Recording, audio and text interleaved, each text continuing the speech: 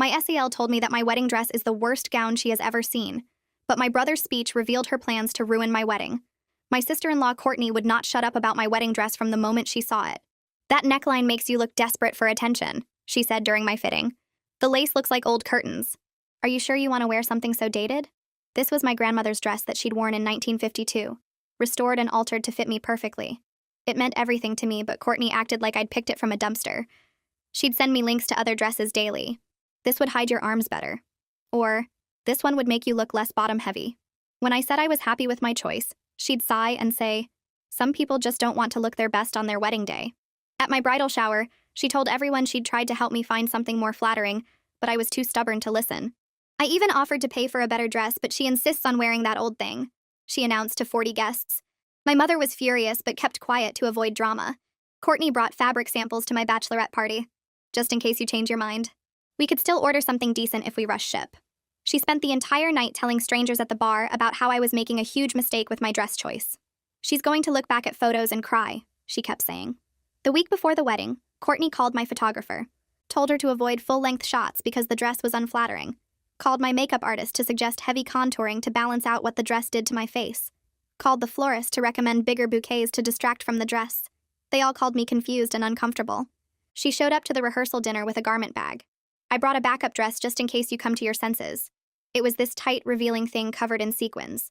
This is what modern brides wear. That old dress makes you look like you're cosplaying your grandmother. My husband Tom told her to stop, but she said she was trying to save me from myself. On my wedding morning, while I was getting ready, Courtney kept making comments. "The lighting is really showing how yellow that old fabric is." And, "Are you sure you want your arms out like that?" My bridesmaids were ready to throw her out, but I told them to ignore her. I had my reasons for staying calm. As I walked down the aisle, I heard Courtney whisper to someone, "She looks like she's wearing a costume from a community theater production." But everyone else was crying at how beautiful the dress looked. My grandmother, who was 93 and there in her wheelchair, was sobbing with joy seeing her dress again. After the ceremony, during cocktail hour, Courtney cornered different relatives to point out everything wrong with my dress. The uneven hem from the alterations, the way the beading had dulled with age. The silhouette was unflattering for my body type.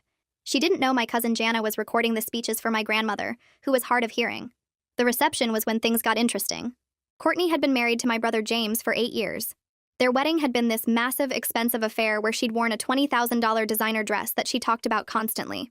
"Now that was a real wedding dress," she'd always say. During the speeches, James stood up to give his best man's toast. But instead of talking about Tom and me, he started talking about Courtney. "Seeing my sister in my grandmother's dress today made me realize something important," he said. The room went quiet. "It made me realize that some people understand what matters in a marriage and some people don't." Courtney smiled, thinking he was about to agree with her about the dress. James continued, "My sister chose a dress that represents family, history, and love. It's the same dress our grandmother wore when she married our grandfather, and they were together for 67 years until he passed." He turned to look directly at Courtney.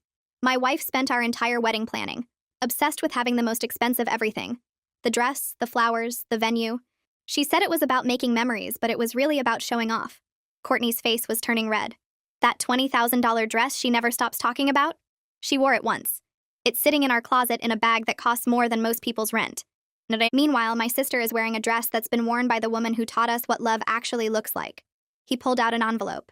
"Courtney, since you're so concerned about appearances and what people wear, maybe you should know that everyone here has been talking about your outfit today." She looked down at her dress, a white lace cocktail dress she'd worn to my wedding. James held the envelope higher, and I watched Courtney's smile turn stiff, like plastic that had been left in the sun too long. The room went so quiet I could hear my own heartbeat in my ears. James opened the envelope and pulled out his phone, holding it up so everyone could see the screen. "Inside this envelope are screenshots that Jana took during cocktail hour," he said, his voice carrying across the entire reception hall. "Recordings of my wife telling 3 different relatives that my sister looks like she's wearing a costume from a community theater production." A fork clattered onto someone's plate near the back, the metal sound echoing through the silence. I saw heads turning, people leaning toward each other to whisper. Courtney's face went from red to white in about 2 seconds flat. She pushed her chair back so fast it scraped against the floor, and her white lace dress caught the light from the chandelier as she stood up. "James," she started, but he held up his hand and kept talking over her. "Sit down, Courtney. You've spent 6 months criticizing my sister's choices, and now everyone gets to hear about it." His voice was calm, but there was something hard underneath it, like steel wrapped in velvet. Courtney opened her mouth again, then closed it. Her hands were shaking as she grabbed the edge of the table. After what felt like forever but was probably only 10 seconds, she slowly sat back down in her chair. Her face was bright red now, and I could see a vein pulsing in her neck. James tapped his phone screen a few times, and suddenly Courtney's voice filled the room through the reception hall's sound system. I tried everything to get her into something decent, but she insisted on that yellowed old rag. Some people just have no taste.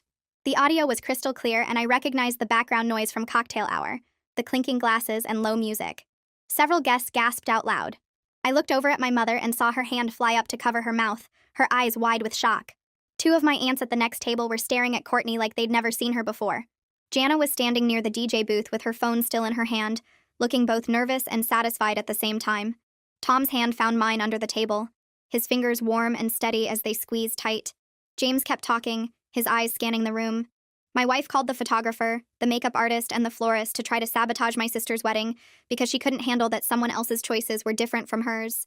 I watched as the photographer at the back of the room started nodding her head up and down really fast, confirming the story to the guests sitting near her table. The woman next to the photographer put her hand on her arm and whispered something, probably asking if it was true. More people were whispering now, a low buzz of voices spreading through the room like ripples in water. Courtney found her voice again and stood up, her chair scraping backward a second time. Her hands were still shaking, and when she tried to smooth down her white dress, I noticed her fingers were trembling. This is ridiculous, James. I was trying to help. Someone needed to tell her the truth about that dress.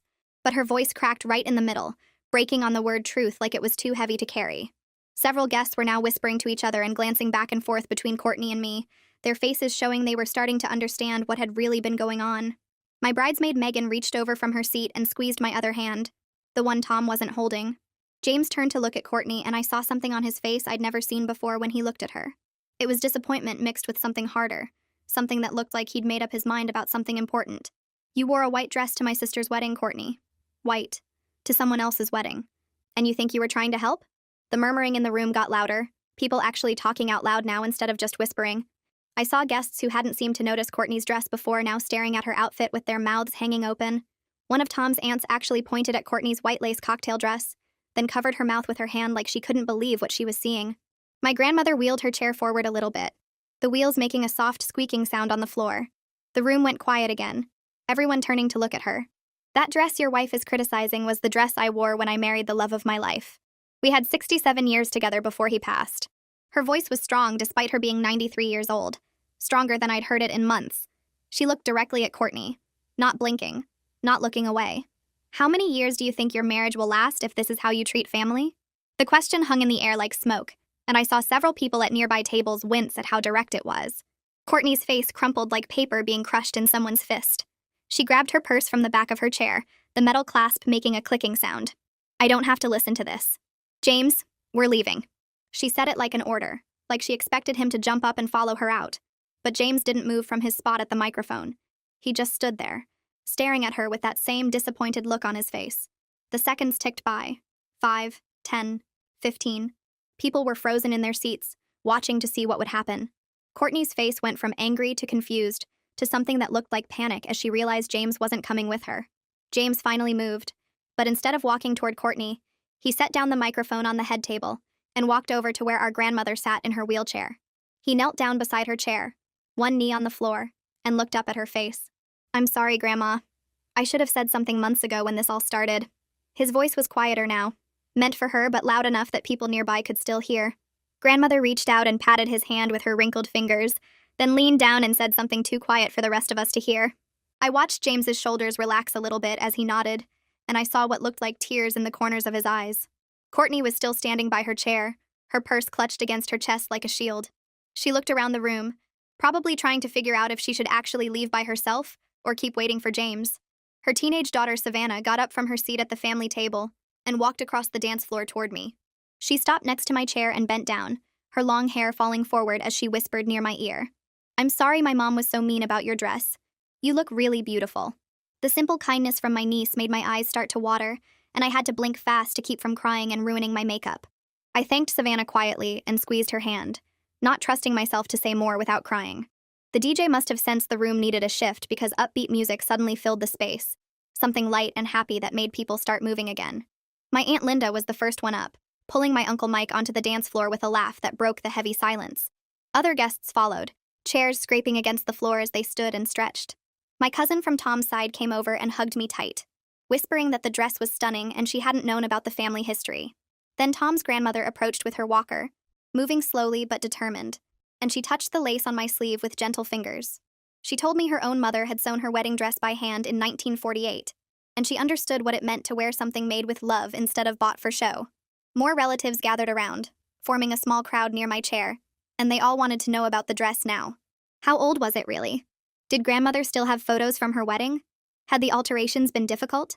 I found myself telling the story over and over, about finding the dress in grandmother's attic last year, about the restoration process that took 3 months, about how the seamstress cried when she saw the original beadwork. Someone asked if grandmother had done all the beading herself, and I nodded, pointing to where she sat in her wheelchair surrounded by her elderly friends.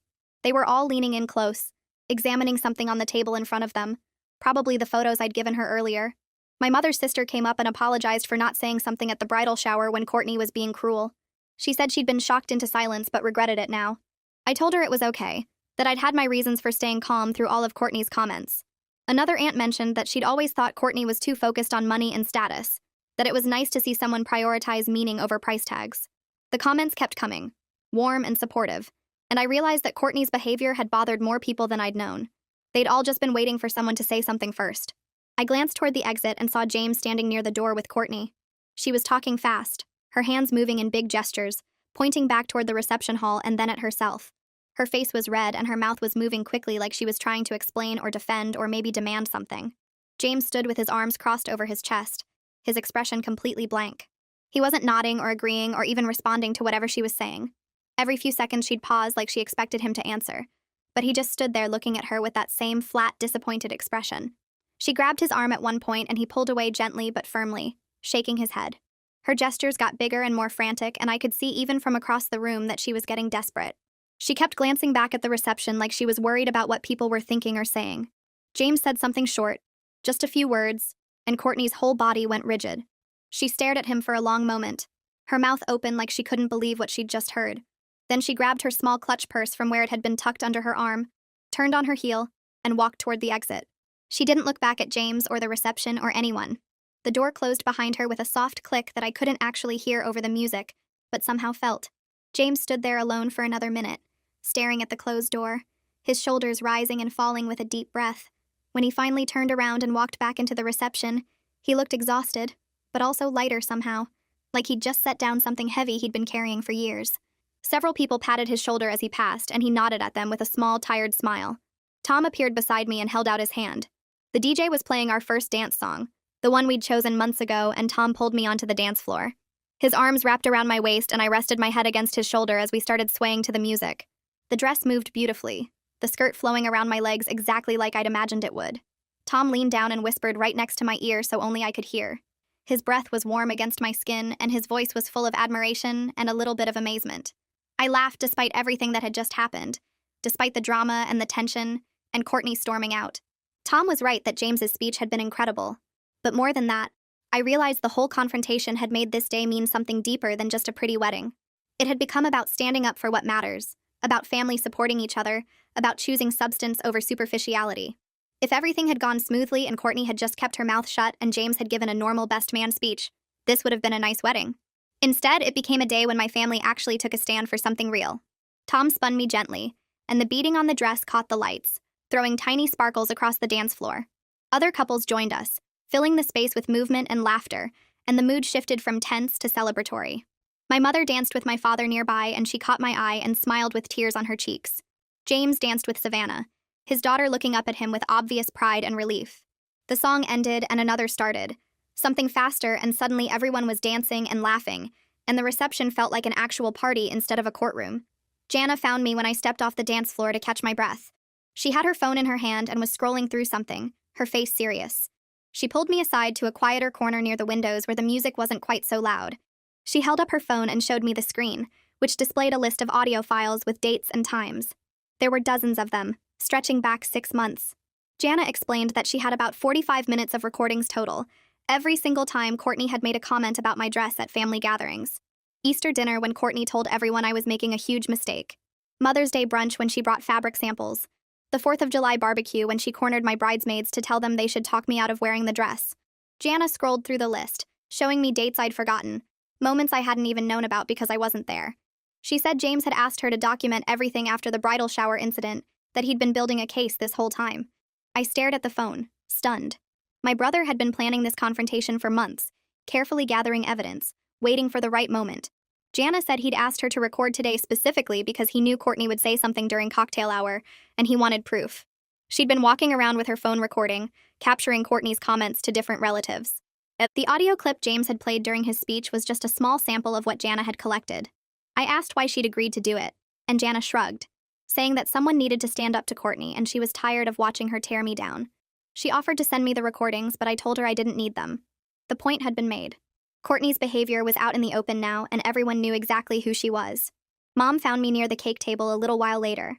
The cake was 3 tiers of vanilla with raspberry filling. Simple and elegant. Nothing like the 7-tier monstrosity Courtney had at her wedding. Mom's eyes were red like she'd been crying, and she pulled me into a tight hug without saying anything at first. When she finally spoke, her voice was thick with emotion and regret. She said she should have shut Courtney down at the bridal shower, that she was wrong to stay quiet when Courtney was being so cruel in front of 40 guests. I hugged her back and told her it was okay, that sometimes staying quiet is strategic, that I'd had my reasons for not making a scene.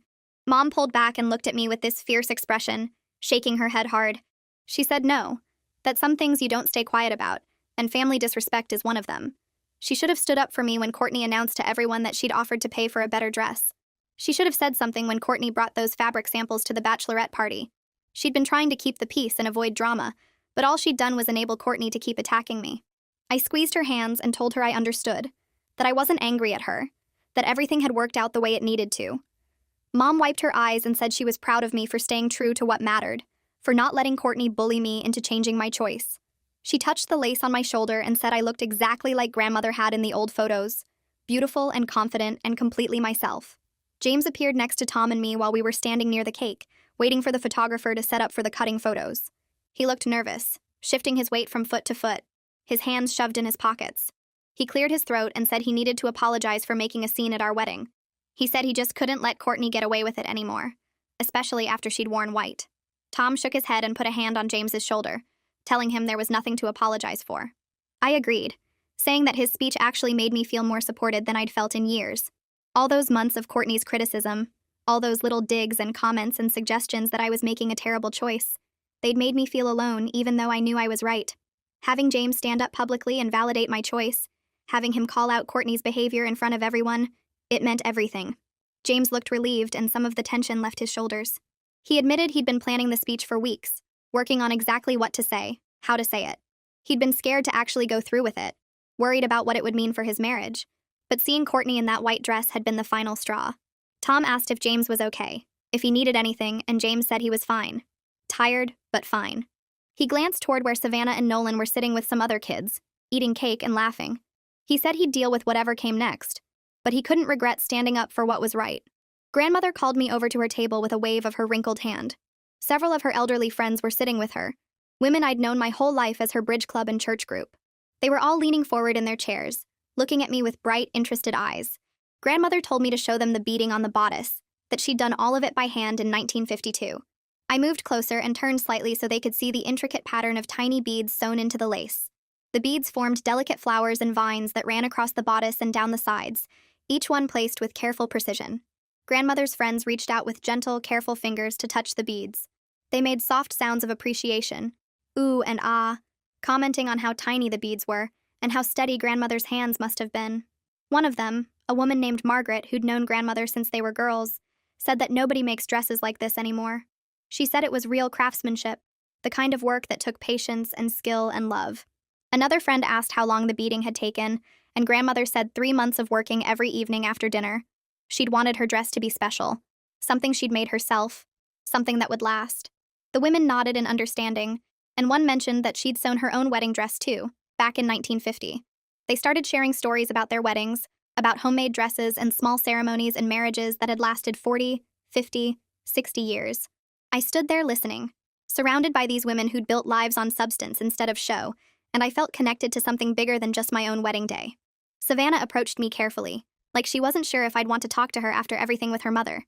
She asked quietly if she could take a photo with me, saying she wanted to remember what the dress really looked like, not what her mom had said about it. I smiled and put my arm around her shoulders as someone nearby offered to take the picture with Savannah's phone. We posed together, both smiling, and the photographer took several shots. After the photos, Savannah didn't leave right away. She stood there fidgeting with her phone, looking down at her feet. Then she admitted in a rush that her mom had been really stressed lately about money and her dad's job. She thought maybe her mom was jealous that I was having a wedding without going into debt. The words came out fast, like she'd been holding them in and finally had to let them out. I looked at Savannah, really looked at her, and saw how much she'd been carrying, how aware she was of her parents' problems. I thanked her for telling me and said I knew it must be hard being in the middle of everything. Savannah nodded and said she loved her mom, but sometimes her mom said mean things when she was stressed. She asked if I was mad at her mom, and I chose my words carefully. I said I wasn't mad, but I was hurt, and that sometimes adults handle stress in ways that hurt other people. Savannah seemed to understand, and she hugged me quickly before going back to sit with her brother. The information from Savannah stayed with me, making me think about Courtney differently. I'd known James got a pay cut 6 months ago because he'd mentioned it at Easter dinner.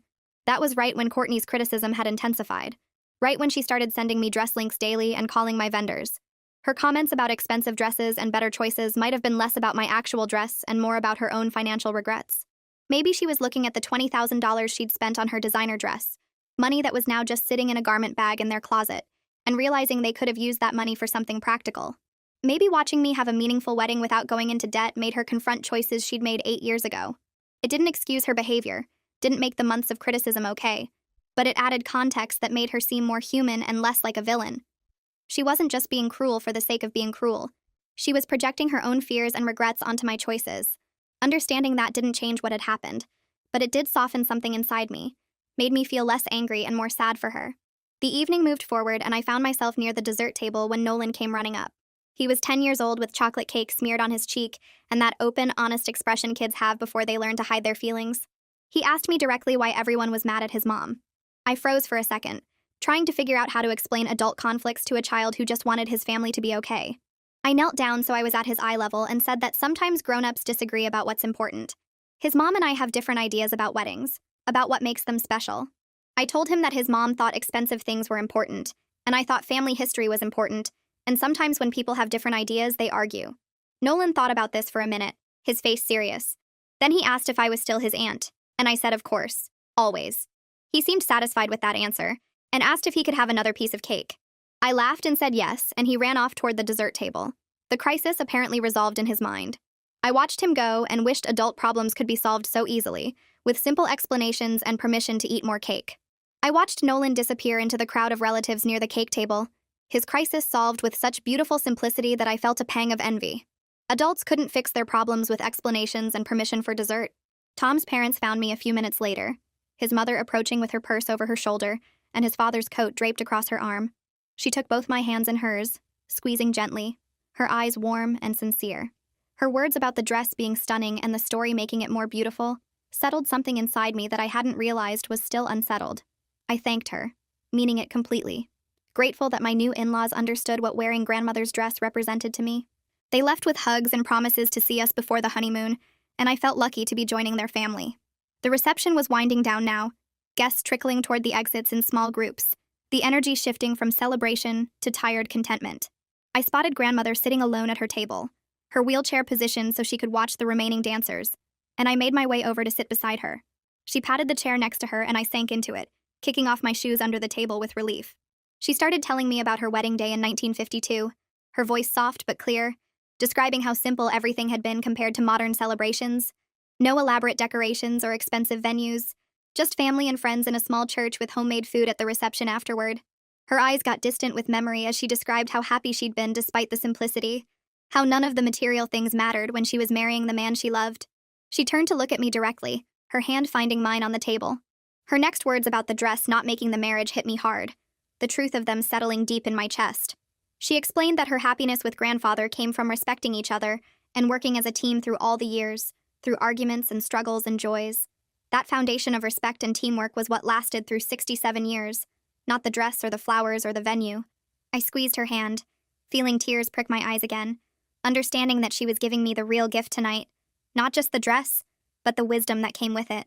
Jana appeared at my elbow holding her phone, her expression somewhere between amused and concerned.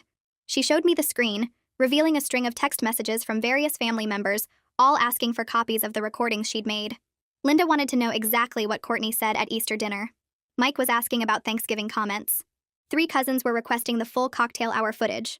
I stared at the messages, feeling a mix of vindication and exhaustion at the thought of the recordings circulating through the family like currency.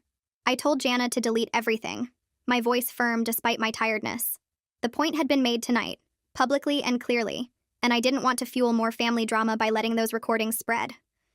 Jana nodded, seeming relieved by the decision, and I watched her thumb through the deletion process right there in front of me. She thanked me for not letting this turn into a bigger mess than it already was, and I appreciated her loyalty throughout this whole situation. James found me near the coat check as the last guests were gathering their belongings, his face serious in a way I'd rarely seen. He asked if we could talk privately, and I followed him into a side room off the main hall, closing the door behind us to muffle the sounds of the reception. He stood there for a moment, hands in his pockets, looking more uncertain than I'd ever seen my confident older brother look. When he finally spoke, the words came out heavy and deliberate, explaining that he was probably going to separate from Courtney for a while. My stomach dropped at the announcement, even though part of me had been expecting something like this after his speech. He continued before I could respond, clarifying that this wasn't just about my dress or tonight's confrontation, but about how Courtney treated people when she thought no one important was watching.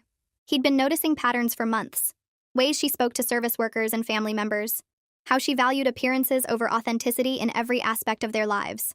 Tonight had just been the final confirmation that his marriage had problems that went beyond financial stress or temporary difficulties. I felt shock wash over me, but also immediate concern for Savannah and Nolan, asking what would happen to them after everything they'd witnessed tonight.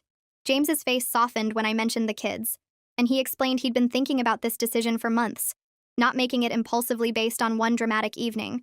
He'd been considering what kind of example he was setting for his children by staying in a marriage built on superficial values and constant criticism. Requested Reds is on Spotify now. Check out link in the description or comments. Tonight had shown him that Savannah and Nolan were already being affected by their mother's behavior, already learning to measure worth by appearances and price tags.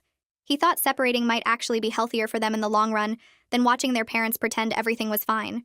He assured me he'd handle everything carefully, put the kids first, make sure they had stability and support through whatever came next. I hugged him tightly, feeling proud of him for making a hard choice, and sad that it had come to this point. Tom found us a few minutes later and we said goodbye to the remaining family members before heading to our hotel suite around midnight. We collapsed onto the bed, still in our wedding clothes, too exhausted to change immediately, just lying there staring at the ceiling. Tom broke the silence by saying this was the most dramatic wedding he'd ever been to, his voice carrying a mix of disbelief and amusement. He turned his head to look at me, a smile playing at his lips, and added that somehow it had been perfect because it was real. No pretending, no fake smiles, just honest feelings and genuine confrontation. I laughed despite my exhaustion, realizing he was right. Our wedding would be memorable not because everything went smoothly, but because it revealed truths that needed revealing. We'd started our marriage with honesty and authenticity, which felt like a better foundation than a perfect facade. I woke up the next morning to my phone buzzing constantly on the nightstand, the screen lighting up with message after message. I grabbed it and scrolled through the flood of texts and calls from family members, my eyes barely open. Most messages were supportive, thanking James for finally speaking up about Courtney's behavior, saying someone needed to address her constant criticism and status obsession. Several aunts and uncles sent long texts about times they'd witnessed Courtney being cruel or dismissive to family members. A few messages were critical, though, saying James had embarrassed his wife publicly and should have handled everything privately like adults. One cousin wrote that airing marital problems at a wedding was inappropriate regardless of the circumstances. The family was clearly divided about whether the public confrontation had been the right approach or a terrible breach of etiquette. I showed the messages to Tom over coffee in the hotel room, and we discussed how split opinions were, how some people valued public honesty, while others prioritized private discretion. My mother called around 9 in the morning, her voice tight with stress and exhaustion. She told me Courtney had shown up at her house at 7 that morning, crying and demanding that Mom make James apologize for humiliating her. Mom had apparently stood her ground, telling Courtney she couldn't make a grown man do anything, and maybe Courtney should think about why James felt the need to say those things publicly. Courtney had left angry, according to Mom, saying the whole family had turned against her, and she was being unfairly blamed for trying to help me make better choices. Mom sounded drained by the confrontation, caught between sympathy for Courtney's distress and agreement with James's assessment of the situation. She asked how I was doing, and I assured her I was okay, that last night had been intense but ultimately freeing. My phone buzzed with a text from James asking if I was okay, and apologizing again for the drama at my wedding. I called him back instead of texting, and we ended up talking for over an hour about everything. His marriage problems, Courtney's insecurities about money and status, his concerns about how the separation would affect the kids. He admitted he'd been unhappy for years but stayed because divorce seemed like failure, like giving up on something he should be able to fix through effort and compromise. Watching me stand firm in my choices about the dress and the wedding had made him realize he'd been compromising his own values to keep peace in his marriage. He'd been prioritizing surface harmony over authentic connection, and it was eating away at who he was as a person. I listened, offering support and understanding, telling him I was proud of him for choosing honesty, even though it was harder than pretending. 3 days after the wedding, my phone rang with Courtney's name on the screen. I almost let it go to voicemail, my finger hovering over the decline button, but curiosity won out, and I answered. Her voice came through immediately, high-pitched and accusatory, telling me I'd destroyed her marriage and turned her children against her. She said Savannah wouldn't talk to her, that her daughter called her mean and critical, that this was all my fault for being stubborn about that stupid dress. I felt anger rise in my chest at her refusal to take any responsibility, at her continued insistence that my dress choice was the problem rather than her behavior. I took a breath and held the phone steady, keeping my voice level even as my heart hammered against my ribs. Courtney, I didn't destroy your marriage. Your behavior toward me was just a symptom of bigger problems between you and James. And for the record, it's not a stupid dress. It's my grandmother's dress, and it means more to me than any designer gown ever could. The line went dead before I finished the sentence. She'd hung up on me. I stared at my phone screen showing the ended call, then set it down on the kitchen counter and pressed my palms flat against the cool granite. Tom walked in carrying grocery bags and took one look at my face. He set the bags down and came over, wrapping his arms around me from behind. I leaned into him, letting out a long exhale. She called, I said quietly. Tom's arms tightened. What did she say? I turned to face him. That I destroyed her marriage and turned Savannah against her. That it's all my fault because I was stubborn about the dress. Tom shook his head slowly. You know that's not true, right? James made his own choice based on years of problems, not one dress at one wedding. I nodded, but my stomach still twisted with guilt. We were supposed to leave for Hawaii in 2 days. The honeymoon we'd been planning for months. But now James was separating from his wife. The kids were caught in the middle and my whole family was in chaos. How could I just fly off to a beach resort and pretend everything was fine? Tom must have read my expression because he pulled out a chair at the kitchen table and sat down, gesturing for me to do the same. You're thinking about canceling the trip, he said. It wasn't a question. I sat across from him, twisting my wedding ring around my finger. Maybe we should postpone, just until things settle down a bit. James might need support, and Mom is stressed, and the kids. Tom reached across the table and took my hand, stopping the nervous ring spinning. Your brother is an adult making his own choices. You being stressed and available won't change anything.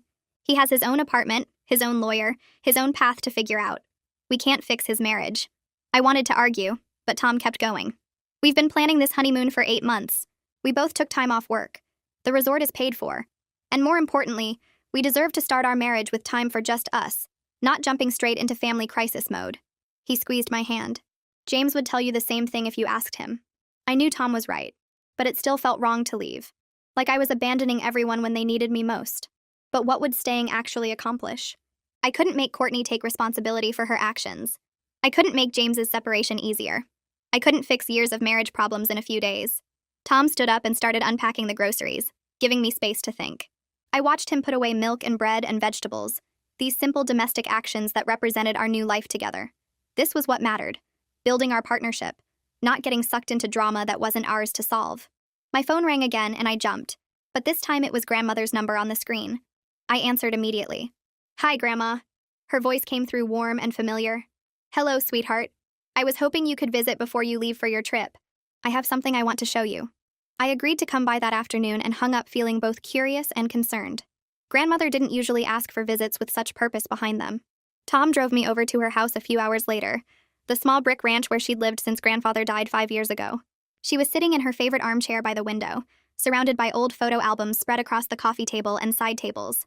The afternoon sun streamed through the lace curtains, making the dust motes dance in the air. I kissed her papery cheek and settled onto the couch beside her chair. She smiled at me, her eyes bright despite her age. I want to show you something, she said, reaching for one of the albums. Her hands shook slightly as she opened it, flipping through pages until she found what she wanted. Here, our 50th wedding anniversary. The photo showed grandmother and grandfather at a party, surrounded by family and friends. They were both smiling, their hands clasped together on the table between them. Grandmother looked radiant in a blue dress, grandfather handsome in his suit. But what struck me most was the way they looked at each other in the photo, like they shared a private joke no one else could hear. See how happy we look? Grandmother's finger traced over the image. That happiness came from choosing each other every day, even when it was hard. She turned more pages, showing me photos from different years. Christmas mornings with young children, backyard barbecues, quiet moments on their porch. People think long marriages are about finding the perfect person, and then it's easy. But that's not how it works. She closed the album and looked at me directly. Your grandfather and I argued about money more times than I can count. We disagreed about how to raise your father and uncle. We fought about whose family to spend holidays with, about his long work hours, about my volunteer commitments. I'd never heard grandmother talk about their marriage problems before. She and grandfather had always seemed like this perfect example of lasting love. But you were so happy together, I said. Grandmother nodded. We were. Because we respected each other's core values even when we disagreed about details. When someone disrespects your values repeatedly, that's not a small thing. That's a foundation problem. She reached over and patted my hand. The dress incident with Courtney wasn't really about the dress. It was about her not respecting what matters to you. James finally saw that pattern clearly, and he realized it extended to how she treated him too. I felt tears prick my eyes. But their kids are going through so much now because of what happened at my wedding. Grandmother shook her head firmly. Their kids are going through this because two people built a marriage on the wrong foundation. Better they see their parents separate and find authentic happiness than watch them pretend for years while resentment grows. You didn't cause this, sweetheart. You just happened to be there when the cracks finally showed. We sat together for another hour while she told me stories about her marriage, the good and the difficult, the compromises and the firm boundaries. By the time I left, I felt lighter, less guilty about the role my dress had played in exposing problems that had existed long before I chose what to wear. That evening, my phone rang again. Aunt Linda this time. I almost didn't answer, tired of family drama, but something made me pick up. I just wanted to tell you something, Linda said without preamble. I've always thought Courtney was too focused on appearances and status. I'm glad someone finally said something. James has seemed miserable for years, but we all pretended not to notice because that's what families do. Her words hit me hard. How many people had watched James struggle in his marriage and said nothing? How many relatives had seen Courtney's behavior patterns and stayed silent to keep peace? Why didn't anyone say anything before? I asked. Linda sighed. Because it's easier to ignore problems than confront them. Because we tell ourselves it's not our business. Because family gatherings are more comfortable when everyone pretends everything is fine. She paused. But you didn't pretend. You stood firm in your choice, and that forced everyone to see what they'd been avoiding. That took courage. After we hung up, I sat on the couch next to Tom and told him about both conversations. He listened quietly, then said what I'd been thinking. A lot of people saw the problems, but you're the one who gets blamed for exposing them. That's not fair, but it's often how it works. I nodded, knowing Tom was right, but still feeling the weight of being the person who forced everything into the open. 3 days after we got back, James texted asking if we wanted to come over for dinner at his new place. He said to bring takeout since he didn't have much in the kitchen yet. Tom and I stopped at this Thai place James liked and showed up at his apartment around 7. The building was older, nothing fancy, and his unit was on the second floor at the end of a long hallway. James answered the door in jeans and a t-shirt, looking more relaxed than I'd seen him in years. The apartment was small, maybe half the size of the house he'd shared with Courtney. The living room had a couch, a coffee table, and a TV sitting on the floor because he didn't have a stand yet. The kitchen was visible from where we stood, just a galley set up with basic appliances. No artwork on the walls, no decorative pillows, no carefully arranged shelves full of expensive things. It looked like someone had just moved in, which he had, but there was something peaceful about the emptiness. James took the food bags from Tom and started pulling out containers. We sat on the floor around the coffee table since he only had 2 chairs and insisted we take those. As we ate pad thai and spring rolls, James talked about the apartment search, how he'd looked at places twice this size but kept coming back to this one because it felt manageable.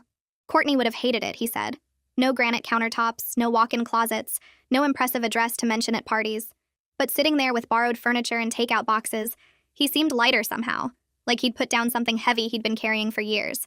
Tom asked about the kids, and James said they were adjusting okay. Savannah was actually excited about having 2 places, said it felt like an adventure. Nolan was confused but handling it better than expected. They'd been to the apartment twice already, helped him pick out which bedroom they wanted for sleepovers. After we finished eating, James leaned back against the couch and started talking about his marriage in ways I'd never heard before. He said Courtney's focus on appearances and status made him feel like he was never enough, like every accomplishment got measured against what their friends had, or what people would think. When he got promoted at work, her first question was whether his new title sounded impressive enough. When they went on vacation, she spent more time taking photos for social media than actually enjoying the trip. He talked about how exhausting it was, constantly performing for an invisible audience that Courtney seemed to care about more than their actual relationship. Tom listened quietly, occasionally nodding. while I sat there realizing how much James had been hiding. He said our wedding made him see the difference clearly. Watching Tom and me together, seeing how we made decisions based on what mattered to us instead of what looked good, made him understand what he'd been missing. He said we were on the same team with the same values, while he and Courtney had been playing completely different games. The words hit me hard because I'd never thought about my relationship with Tom that way. But James was right. We wanted the same things, cared about the same stuff, made choices that reflected shared priorities. James and Courtney had been moving in opposite directions while pretending they were together. Before we left that night, James hugged me tight and thanked me for standing firm about the dress. He said if I'd given in to Courtney's pressure, he might have convinced himself that compromising your values for peace was normal, that everyone had to do it. But seeing me refuse to budge made him realize he'd been compromising too much for too long. A week later, Savannah called me asking if we could meet for coffee. Her voice sounded serious, more grown up than her 16 years. We met at this cafe near her school, one of those places with mismatched furniture and local art on the walls. Savannah ordered some complicated drink with extra shots and sat across from me looking tired. She said she'd been thinking a lot about her parents' marriage and what she wanted in her own future relationships. She talked about watching them fight for years, how it was always about money or appearances or what other people thought. She said she didn't want to end up like her mom, always comparing and criticizing, never satisfied with what she had. She wanted to be like me and Grandma, knowing what mattered and sticking to it even when people disagreed.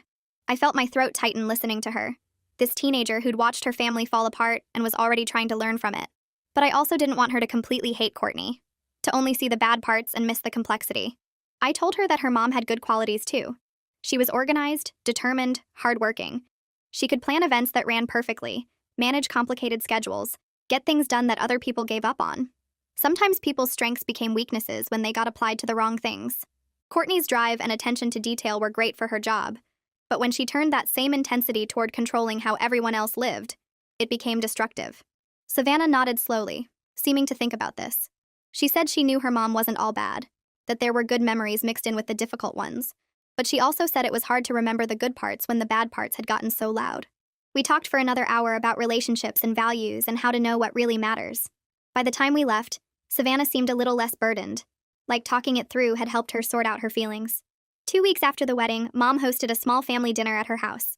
Just her, me, Tom, James, and the kids. Courtney wasn't invited, which felt both necessary and sad. Mom had set the dining room table with her nice dishes, made a big pot roast with all the sides.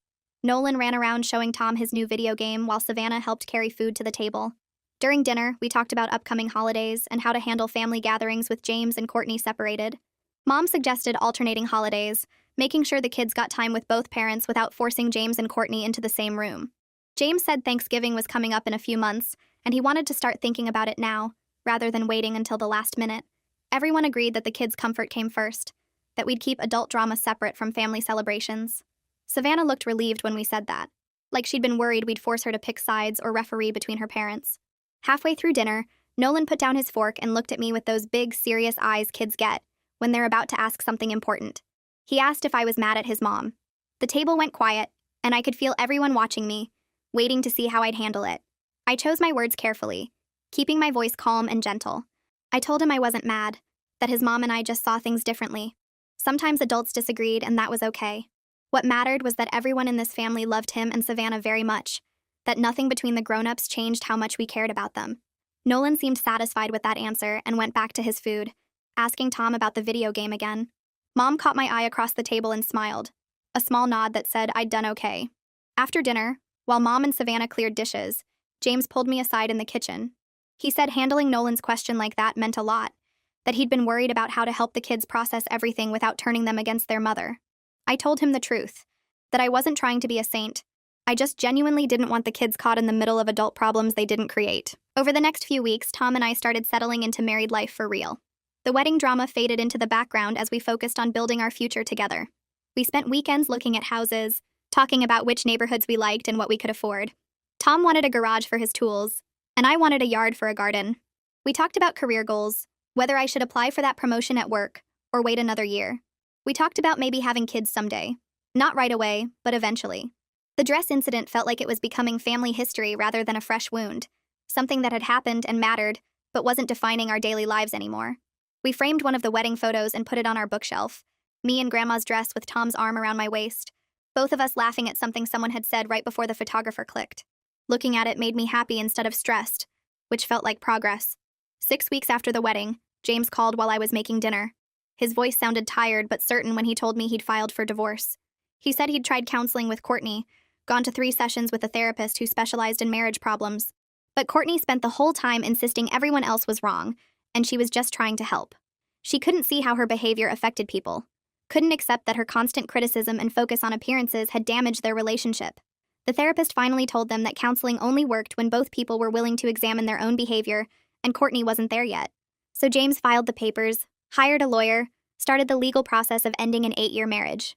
He sounded sad but certain, which told me this was the right decision for him, even though it was hard.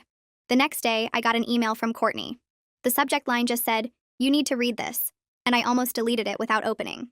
But something made me click, maybe curiosity or maybe just wanting to know what she had to say.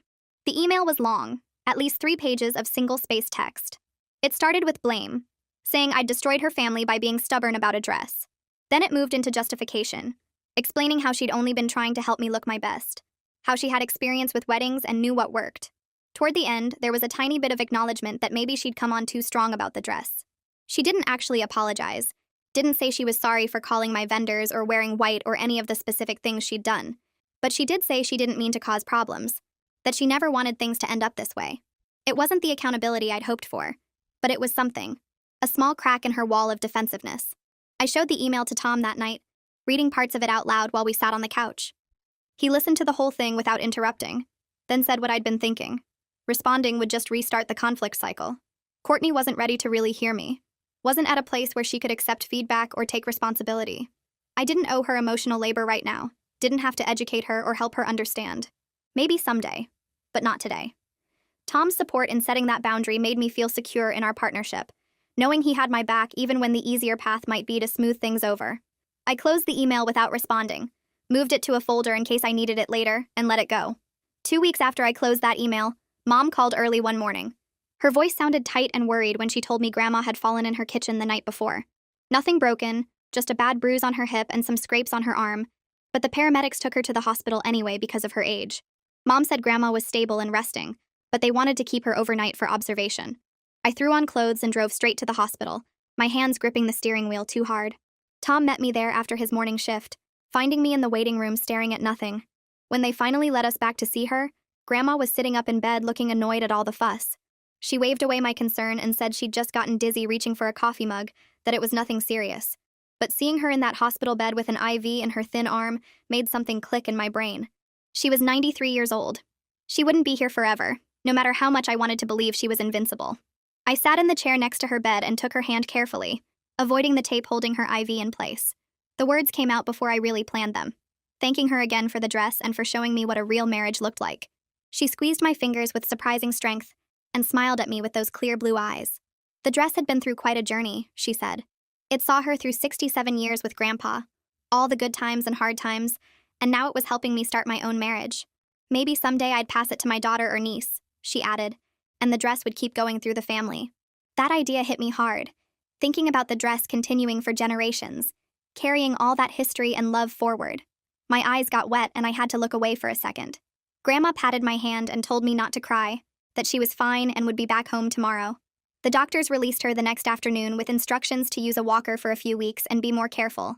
Mom set up a schedule so someone checked on Grandma every day, and I took 2 afternoons a week to visit and help around her house. 3 months rolled by faster than I expected. James called one Saturday while Tom and I were grocery shopping to tell me about someone he'd been seeing for a few weeks. A teacher named Megan who worked at the elementary school near his apartment, someone a mutual friend had introduced him to at a barbecue. His voice sounded lighter than it had in years when he described her. She was kind and down to earth, he said, not worried about status or appearances. When he mentioned my wedding, she'd thought it was cool that I wore Grandma's dress instead of buying something new.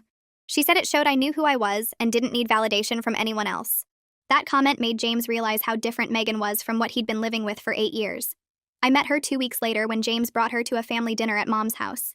Megan showed up in jeans and a sweater, no makeup except some lip gloss, and she hugged everyone like we were already friends. She asked Grandma questions about the dress and listened to the whole story with genuine interest.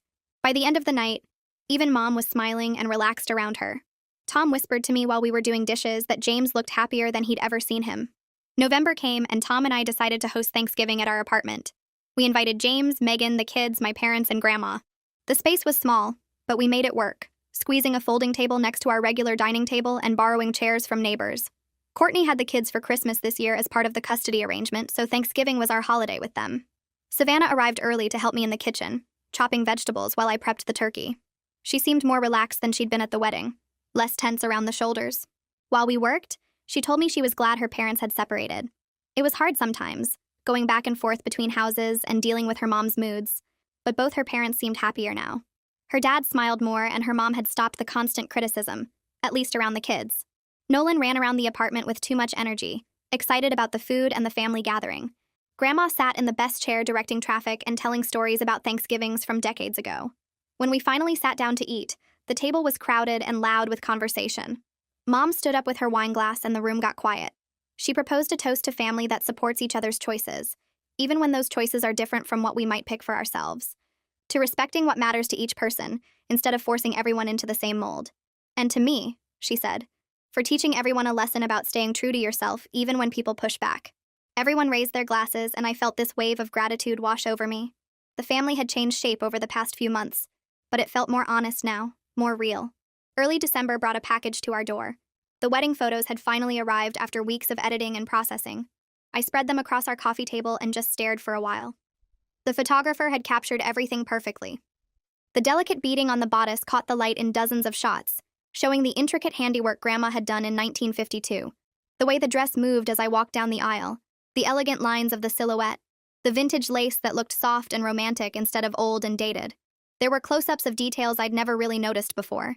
Tiny seed pearls sewn into the hem, the way the fabric gathered at the waist.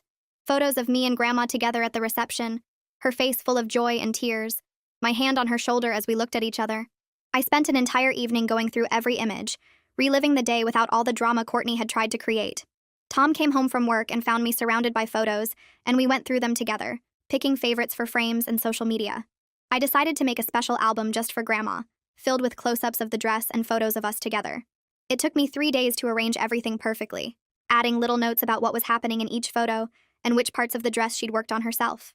When I brought the album to Grandma's house the following week, she cried happy tears. She held the album carefully, turning each page slowly, touching the photos with gentle fingers.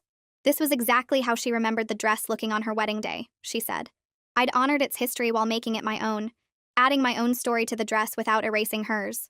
We sat together for over an hour going through the album, and she told me stories I'd never heard before. How she'd sewn each bead by hand over 3 months, working by lamplight after dinner. How she'd chosen that particular shade of ivory because it reminded her of magnolia blossoms. How nervous she'd been walking down the aisle in it, worried she'd trip on the hem.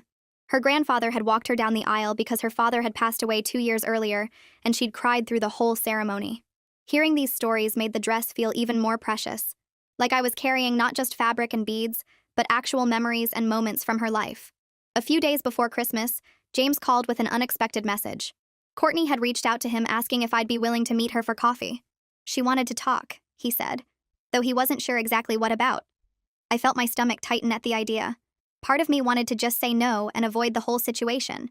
But Tom heard the conversation and encouraged me to at least listen to what she had to say. I didn't have to forgive anything or forget what happened, he said, but maybe there was a chance for some kind of peace. After thinking about it for a day, I agreed to meet, but only in a public coffee shop, and only for an hour. I texted James the details and he passed them along to Courtney. The coffee shop was busy when I arrived, full of people doing last-minute holiday shopping and meeting friends. I spotted Courtney at a corner table, her hands wrapped around a mug. She looked different from at the wedding. Thinner maybe, or just tired. Less put together than usual, wearing a plain sweater instead of her usual designer clothes. I sat down across from her and waited for her to start talking. The first few minutes were awkward, both of us stirring our drinks and not making eye contact. Then she started explaining that she'd been going to therapy since the separation, working through some stuff with a counselor. She was starting to understand why she'd been so focused on my dress, why it bothered her so much that I chose something old and meaningful instead of expensive and new. Her voice was quiet, and she kept her eyes on her coffee while she talked. She said she'd built her whole identity around that expensive wedding 8 years ago, spent so much money and energy making everything perfect and impressive. When her marriage started failing anyway, when all that money and effort didn't create lasting happiness, she couldn't handle seeing me choose meaning over money. It made her feel like she'd wasted everything on the wrong things. I listened without interrupting, watching her face as she talked. It wasn't a full apology. She didn't say sorry for calling my vendors or wearing white to my wedding or any of the specific cruel things she'd done, but it was honest self-awareness, an admission that her behavior came from her own issues and insecurities. When she finished talking, I thanked her for being honest and told her I appreciated that she was working on herself. I didn't think we'd ever be close, I said, but I hoped we could be civil at family events for the kids' sake. They'd been through enough with the divorce and didn't need adults creating more tension. She agreed, nodding quickly, and said that was all she wanted too. We finished our coffee in silence and left on neutral terms. It wasn't friendship or forgiveness, but it was a workable peace that felt realistic, given everything that had happened. 6 months had passed since the wedding, and Tom and I were standing in the third house of the day, watching the realtor point out features we barely heard. I kept thinking about how different everything felt now. My marriage was solid, built on something real instead of just excitement and planning. We made decisions together, respected each other's opinions, and never felt like we were competing or keeping score. James had moved into a bigger apartment and seemed lighter every time I saw him, like he'd been carrying weight for years that he finally got to put down. His girlfriend Megan was kind and genuine, and she treated Savannah and Nolan like they mattered instead of like accessories to her image. The family had settled into a new normal that felt more honest even if it was messier. Courtney showed up to events but stayed on her side of the room, and nobody pretended everything was perfect anymore. We all just existed together with less fake politeness and more real boundaries. Savannah called me on a Tuesday afternoon asking if we could meet for coffee. When we sat down, she fidgeted with her cup for a minute before asking if she could borrow grandmother's dress for her junior prom. She wanted to have it altered into a more modern style but keep the basic structure and some of the vintage beading. I was surprised and touched that she wanted to connect with that family history, especially after everything her mom had said about the dress. I told her I needed to talk to grandmother first since it was really her dress even though I'd worn it. Savannah nodded and said she understood, then showed me some sketches she'd made of how she imagined it could look. That weekend I visited grandmother and showed her the drawings, and her face lit up with joy. She immediately started talking about which alterations would work and which wouldn't, planning the whole project with excitement I hadn't seen from her in months. The family barbecue in late spring was the first time we'd all been together since Easter. I stood near the grill watching James flip burgers while his kids played cornhole in the yard. Tom was chatting with my dad about baseball scores, and grandmother sat in her favorite lawn chair telling stories to anyone who would listen. Courtney was there too, staying mostly on her side of the yard with her sister, but the tension was manageable instead of explosive. She'd brought a salad and kept her comments to herself, and when Savannah ran over to show her something, Courtney actually smiled and seemed engaged. The family wasn't perfect or healed or back to normal, but it was real and honest now. People said what they meant, set boundaries when they needed to, and stopped pretending problems didn't exist just to keep peace. Tom found me standing there taking it all in and wrapped his arm around my waist. I leaned into him, feeling grateful for everything that had changed. The dress was back in its preservation box waiting for Savannah's prom, and whatever came after that. But the lessons it had taught our family about being real and respecting what matters were still very much alive. That's where we'll wrap it up today. I'm really grateful you were here to listen. I hope this one added a little warmth to your day.